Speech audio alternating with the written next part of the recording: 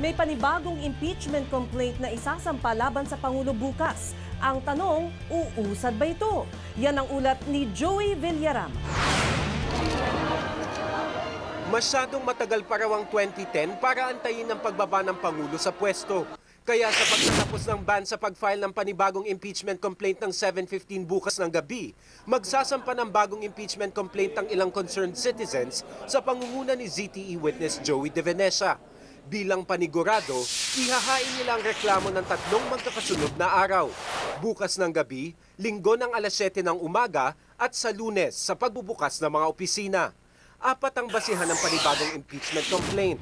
Pagtraidor sa tiwala ng publiko, paglabag sa saligang batas, panunuhol at katiwalian.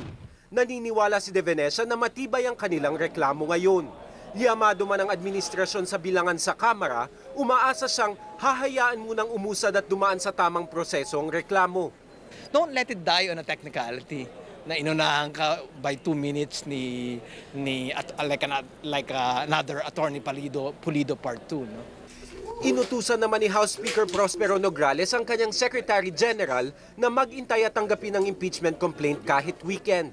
We cannot refuse it because it is endorsed by a congressman and it will go to the procedural, substantive, and political process of impeachment.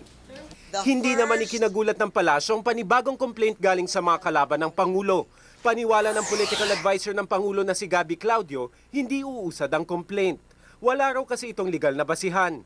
Hindi rin daw napapanahon ng reklamo, lalo pat papalapit ng halalan sa 2010 at makasisira lang sa ekonomiya sa gitna ng world financial crisis.